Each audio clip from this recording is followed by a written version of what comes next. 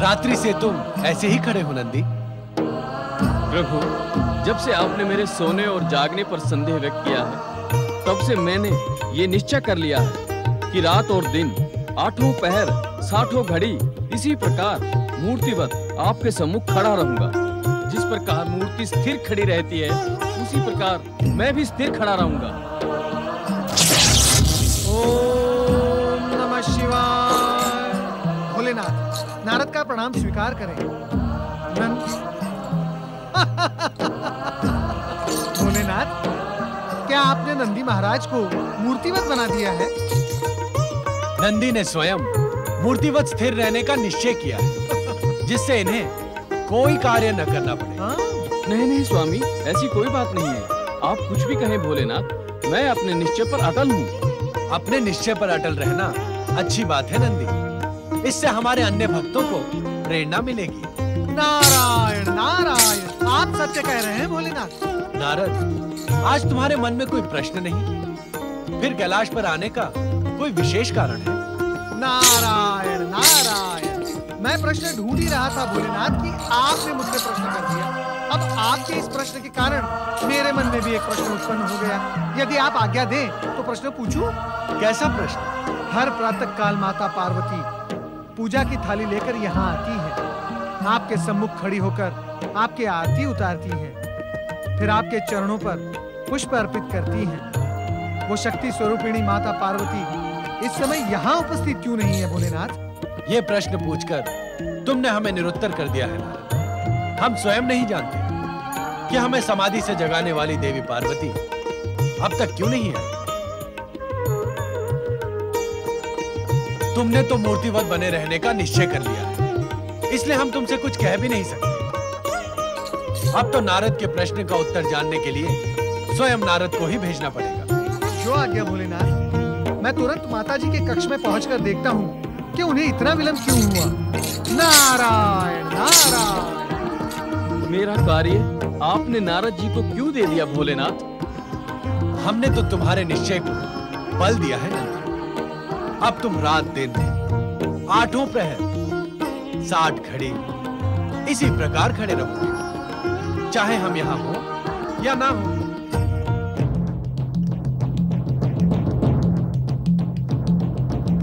ओम नमः शिवाय। प्रणाम देवर्षि। गणेश महाराज, आप अपना गणेश लोक और बुद्धि सिद्धि को छोड़कर यहाँ क्यों उपस्थित हो गए?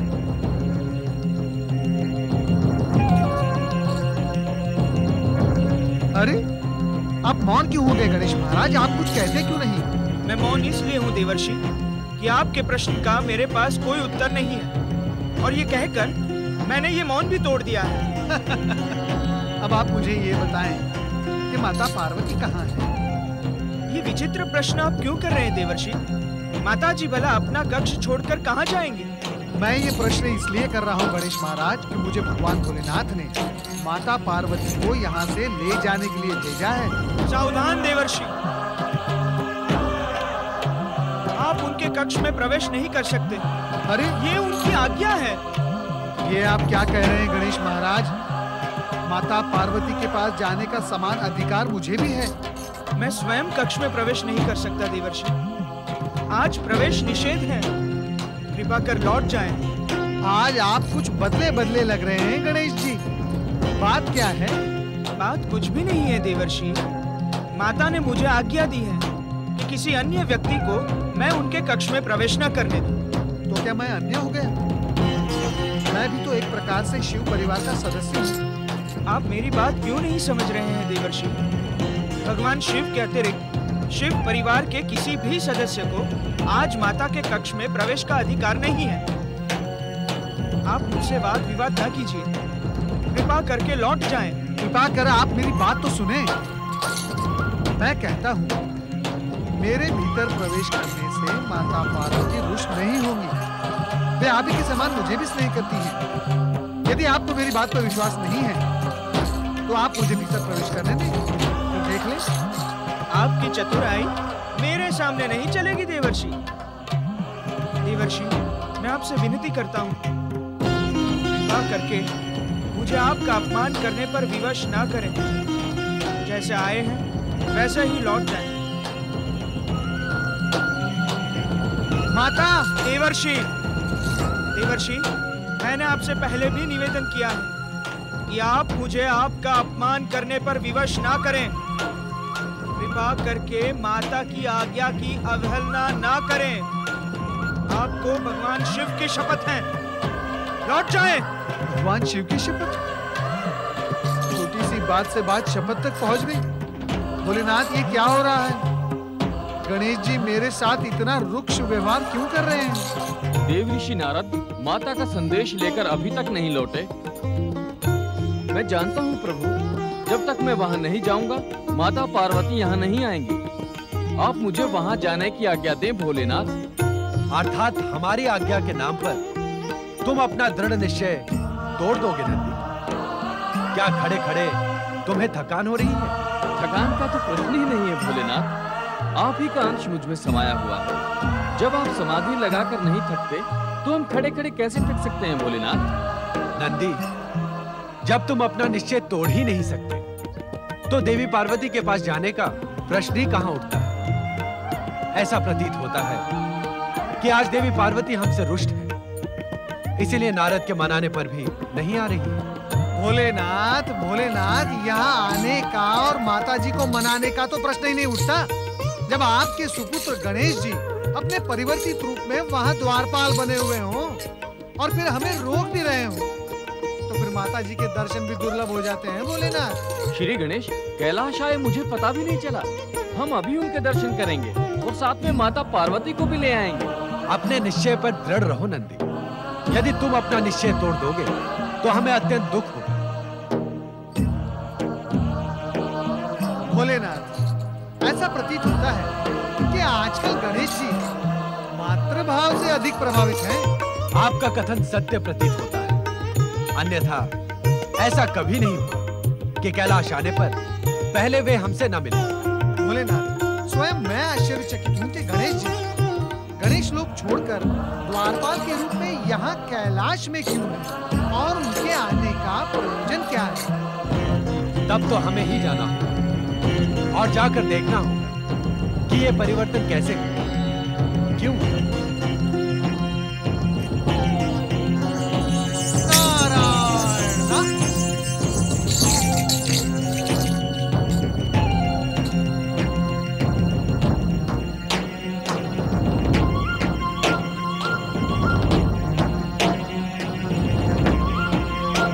कहाँ है श्री गणेश? अभी तो यहीं थे गणेश महाराज। भोलेनाथ, हो सकता है गणेश जी माता पार्वती के कक्ष में भीतर गए हो। नारद, कहीं तुमने गणेश को स्वप्न में तो नहीं देखा था? नहीं भोलेनाथ, नहीं। मैं पूर्ण जागृत अवस्था में था जब मैंने श्री गणेश को यहाँ देखा था। भोलेनाथ, मैं आपकी शपथ खाकर कह रहा हूँ, मैंने श्री गणेश को यहीं इसी द्वार पर पहरा देते हुए देखा है। वे मुझे माता के कक्ष में अंदर जाने से रोक रहे थे। ये विचित्र लीला की श्री गणेश। भोलेनाथ, यदि आपको मेरे कथन पर विश्वास नहीं है तो आप स्वयं जाकर माता पार्वती से पूछ सकते हैं। हो सकता है श्री गणेश अपने माता के पास हो। नहीं भोलेनाथ, नहीं। उन्होंने मुझे हट करके कहा था कि स्वयं उन्हें माता के कक्ष में प्रवेश करने का अधिकार नहीं है। फिर वे भीतर कैसे जाएंगे? चलो इस उलझन को देवी पार्वती से पूछकर दूर करते हैं। आओ। नहीं नहीं भोलेनाथ, मुझे माता पार्वती का कोप भाजन नहीं बनना है। अब तो ये निश्चित है कि वे रुष्ट हैं, अन्यथा वे श्री गणेश को यहाँ प्रहरी बनाकर कदापि न खड़ा करती। भोलेनाथ, अब तो आप अकेले अंदर जाएं, माता पार्वती को मनाएं, मुझे आप आज्ञा दें, मैं चला। ओम नमः शिवाय।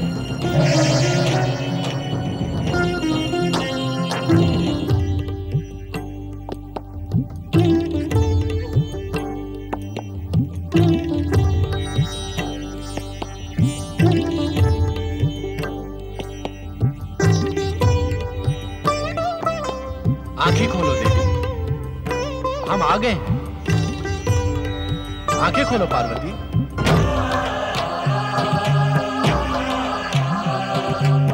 क्या बात है देवी, आज किस बात का हट ठान कर बैठी? आंखें खोलो।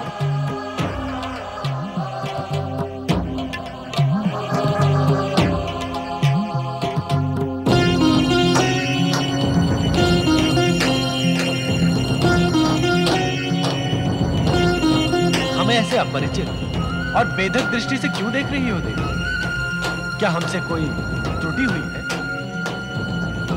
ऐसी निरुत्तर कब तक बनी रहोगी देवी? कुछ तो बोलो।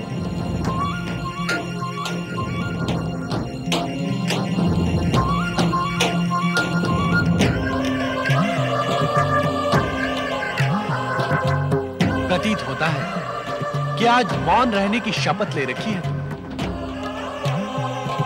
मैं आपके प्रश्न का उत्तर तभी दूंगी जब आप मुझे एक वचन देंगे। कैसा वचन?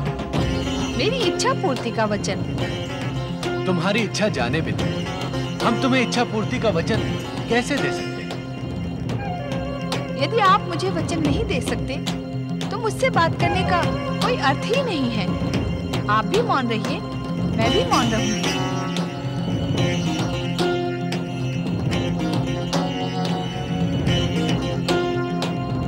रूठी हुई देवी को मनाना हमें आता है। यदि आप मुझे वचन नहीं दे सकते तो मुझे अकेले छोड़ दें और अपने समाधि स्थल पर जाकर ध्यान लगाएं। नहीं, इस समय हम ध्यान नहीं लगाएंगे। पहले हम तुम्हारा रोष शांत करेंगे। हमें पता तो चले कि तुम किस बात पर रुष्ट हो और क्या कहने से मान जाओगी। आप मुझे वचन देंगे तो मैं मान जाऊंगी। दिया वचन, अब अपनी इच्छा कहो। स्वामी, यहाँ से दूर किसी ऐसे शक्तिवन की रचना कीजिए जहाँ समस्त पुरुष जाति नारीमय हो जाए, जहाँ पुरुष के अधिकार और अहंकार तथा छल कपट और संघर्ष का कोई कारण ही ना रहे, जहाँ के पेड़ पौधे पशु पक्षी समस्त वातावरण नारीमय हो जाए। आप स्वयं भी पुरुष रूप में न रहें, जहाँ केवल प्रकृति की प्रधानता हो, पुरुष की नहीं। तुम्हें यह विचार किसने दिया देवी? और तुमने हमसे बिना पूछे यह हठ धारण क्यों किया? क्योंकि अपने इस निश्चय को आपसे मनवाने का और कोई उपाय नहीं था। इसीलिए तुमने गणेश को यहाँ बुलाया और द्वार पर प्रहरी बनाकर खड़ा कर दिया। गणेश? गणेश को तो मैंने नहीं बुलाया। समझ में नहीं आया देवी, ये गणेश लीला थी या नारद लीला? आप सब समझते हैं स्वामी, वही शिव लीला ही होगी। नारद को चकित कर देने के लिए आपने स्वयं ये लीला रची होगी। अब बातों बातों में आप ये न विसार देना कि आपने मुझे एक वचन दिया है।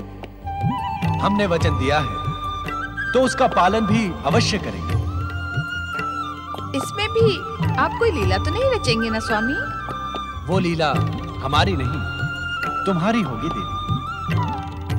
जब शिव और शक्ति अभिन्न है, शिव और शिवा में कोई भेद नहीं। जब हम अवसर आने पर स्वयं को अर्धनारीश्वर रूप में प्रकट करते हैं, तो हम शक्ति वन का निर्माण करके नारी रचना में संकोच नहीं करेंगे। हम तुम्हारी इच्छा को शीघ्र ही कार्य रूप में परिणित करेंगे। उस शक्तिवन के स्थान का चयन भी आप ही को करना होगा स्वामी।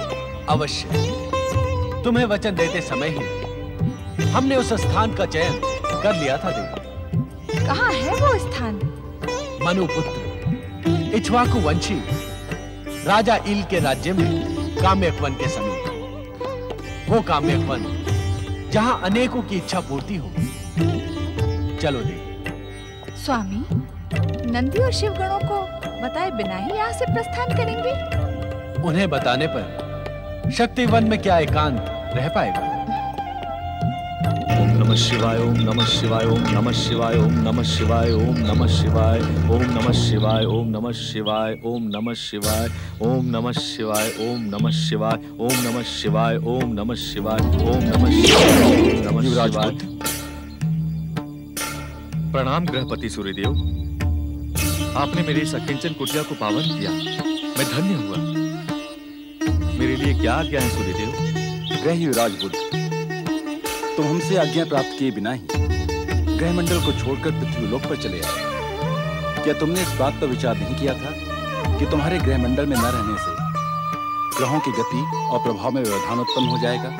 सूर्यदेव, मेरे पास आपसे आज्ञा लेने का समय ही नहीं था। जैसे ही मुझे देवगुरु बृहस्पति से आज्ञा प्राप्त हुई, मैं पृथ्वीलोक की ओर प्रयाण कर गया, ये सोचकर कि तपस्या करना ग्रहों का कार्य नहीं है बुद्धदेव। ग्रहों का कार्य है सृष्टि व्यवस्था के अनुसार ग्रह पथ पर चलकर विश्व को प्रकाशित करना, प्राणी मात्र के भाग्य का मार्गदर्शन करना। इस सत्य से मैं परिचित हूँ सूर्यदेव, परंतु मैं व्यवस्था गृहपति, अपनी माता की पाप निवृत्ति के लिए मुझे पृथ्वीलोक आना ही पड़ा। तो क्या तुम्हारे लौटने तक बुद्ध ग्रह ज्योतिहीन रहेगा, ग्रह व्यवस्था गतिहीन रहेगी? मुझे विश्वास था कि गृहपति सूर्यदेव के रहते ग्रह व्यवस्था गतिहीन नहीं हो सकती। हमें दुख इसी बात का है कि आने से पहले आपने हमसे अनुमति लेने की आवश्यकता ही नहीं समझी। यदि देवगुरु बृहस्पति हमें यह सूचना नहीं देते तो हम इस अव्यवस्था के लिए आपको कभी क्षमा नहीं करते।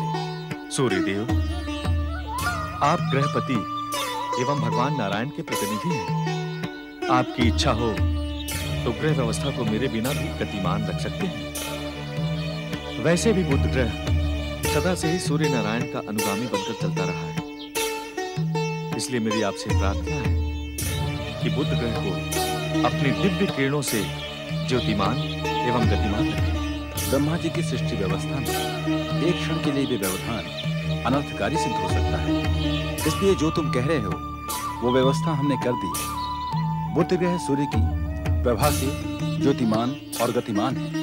इसीलिए मैं आपसे पुनः विनती करता हूँ कि मुझे अपनी माता की पाप निवृत्ति के लिए पृथ्वीलोक पर तप करने की अनुमति दें। माता का स्थान स्वर्ग से भी ऊंचा होता है, ये हम जानते हैं। इसलिए तुम्हारी माता की पाप निवृत्ति के कार्य में हम बाधा नहीं डालेंगे। हम तो तुम्हें तुम्हारी भूल का ज्ञान कराने आए थे। तुम्हारा कल्याण।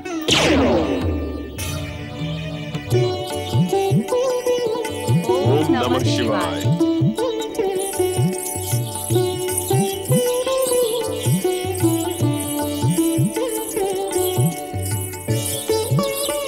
प्रणाम महाराज इल, महारानी विजया, आपके आगमन से मैं कृतज्ञ हुआ। हम आपकी कुशल क्षेम पूछना है योगराज।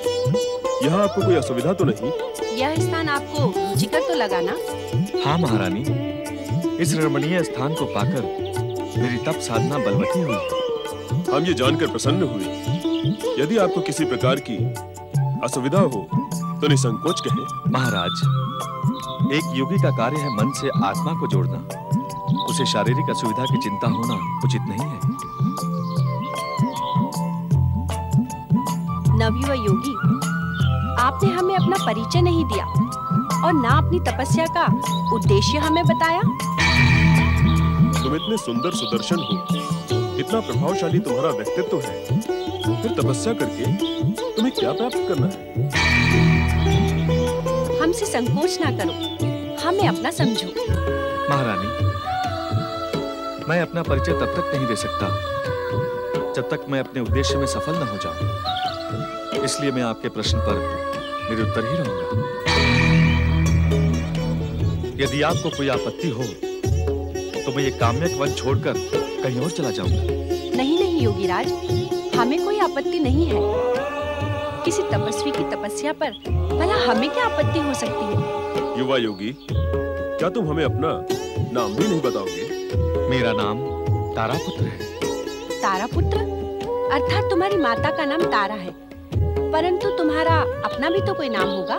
अपना नाम और परिचय भुलाकर मैं यहाँ तपस्या करने आया हूँ। पुकारने के लिए आप मेरा नाम योगी रख सकते हैं। योगी? योगी कहकर ही हम तुम्हें अब तक बुला रहे थे। एक योगी को अपना नाम, धाम और पिछला परिचय भूल जाना उचित है। पिछली बातों का स्मरण साधना में बाधा उपस्थित कर सकता है। तुम सत्य कहते हो। चलो महारानी, योगी की साधना में बाधा पहुंचाना उचित नहीं। चलिए महाराज। प्रणाम योगी। मैं आपकी कृपा के लिए कृतज्ञ हूँ। प्रणाम। प्रणाम।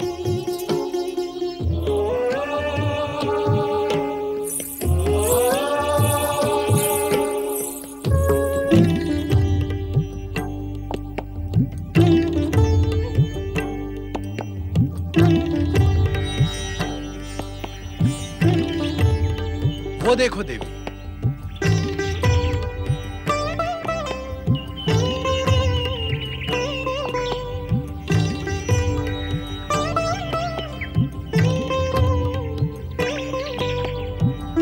इक्ष्वाकु वंशी महाराज ईल के राज्य में स्थित इस काम्यक वन का यह भाग तुम्हें कैसा लग रहा है?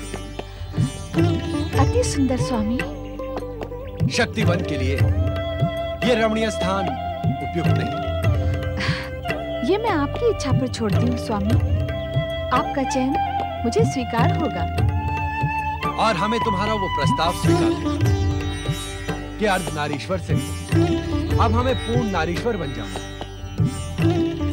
ओम नमः शिवाय, ओम नमः शिवाय, ओम नमः शिवाय, ओम नमः शिवाय, ओम नमः शिवाय, ओम नमः शिवाय, ओम नमः। वहाँ देखिए स्वामी, तारापुत्र बुद्ध आपकी आराधना करते हुए तपस्या कर रहा है। हम बुद्ध की कामना अवश्य पूर्ण करेंगे देवी, किंतु बुद्ध के इस आश्रम को हम नारीमय शक्ति वन की सीमा से बाहर रखेंगे। कैसा विचित्र संयोग है स्वामी। ये स्वयं इस काम्यक वन में आकर शिव आराधना कर रहा है। ये इसके धर्मपिता देवगुरु बृहस्पति का ही आदेश था। बुद्ध अपने धर्मपिता के आदेश का ही पालन कर रहा है। स्वामी, आपने ये नहीं बताया कि आप बुद्ध के आश्रम को नारीमय शक्तिवन के बाहर क्यों रखेंगे? इसके दो कारण हैं देवी। एक नहीं, दो कारण हैं इसके।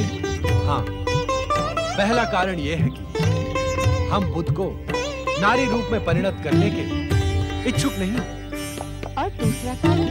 दूसरा कारण है हमारे एक अन्य भक्त की कामना पूर्ण करना। परंतु इस समय तुम उस भक्त का नाम न पूछना। क्यों स्वामी? समय आने पर तुम्हें अपने आप सब ज्ञात हो जाए। जैसी आपकी आज्ञा स्वामी। जब हम काम्यक वन पहुंच ही गए हैं तो यहाँ तुरंत शक्ति वन की रचना करें। अब उसके लिए प्रतीक्षा की क्या आवश्यकता है? प्रतीक्षा समाप्त हुई देवी। हम अपना वचन इसी समय पूर्ण करेंगे। नारीमय शक्ति वन का निर्माण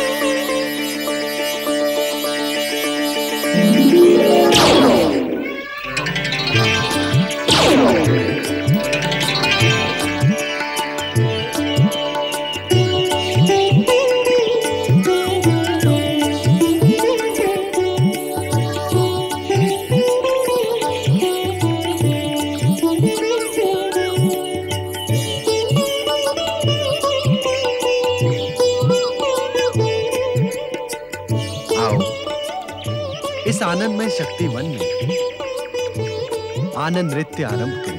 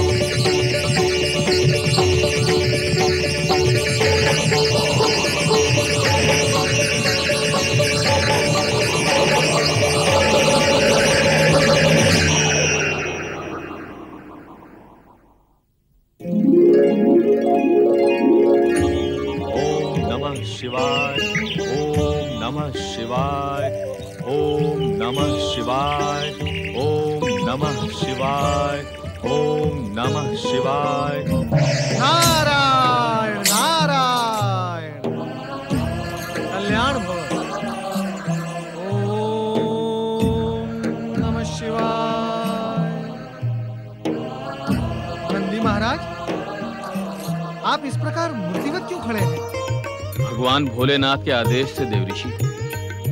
नारायण नारायण। नहीं नहीं, भगवान भोलेनाथ अपने परम भक्तों को ऐसा कठोर आदेश नहीं दे सकते। जब भगवान भोलेनाथ यह है ही नहीं, आप प्रणाम कैसे कर रहे हैं? तो क्या करूं देवऋषि, भगवान भोलेनाथ ने मुझे अपने निश्चय पे दृढ़ रहने को कहा है। यदि मैं अपना निश्चय तोड़ दूं, तो क्या कहेंगे भगवान भोलेनाथ? नंदी महाराज, कृपया आप मुझे ये बताएं कि इस समय भगवान भोलेनाथ और माता पार्वती कहाँ हैं? मैं कुछ नहीं जानता देवऋषि। मेरा हृदय तो भगवान भोलेनाथ माता पार्वती के दर्शन के लिए व्यग्र है, परंतु मैं विवश हूँ। नारायण नारायण। नंदी महाराज, कृपया आप मेरी बात माने कि मन के कष्ट को अपने शरीर के कष्ट से ना जोड़ें और अपनी ये प्रणाम की मुद्रा को छोड़ें और अपने थके शरीर को तनिक आराम दें। नंदी महाराज, सच्चे मन से आप भगवान भोलेनाथ और माता पार्वती को स्मरण करें तो स्वयं आपको भगवान भोलेनाथ और माता पार्वती का पता मिल जाएगा। आप भी उन्हें ढूंढने का प्रयत्न करें देवऋषि। आप तो सारे संसार में भ्रमण करते रहते हैं। आपकी दृष्टि से कोई स्थान छिपा नहीं रहता। अवश्य नंदी महाराज, अवश्य। आप निश्चिंत रहें, मैं भगवान भोलेनाथ और माता पार्वती का पता लगा कर ही रहूंगा। तब तक आप ओम नमः शिवाय इस पंचाक्षरी मंत्र का जाप करें। अब तो ओम नमः शिवाय का ही सहारा है देवऋषि। ओम नमः शिवाय, ओम नमः शिवाय।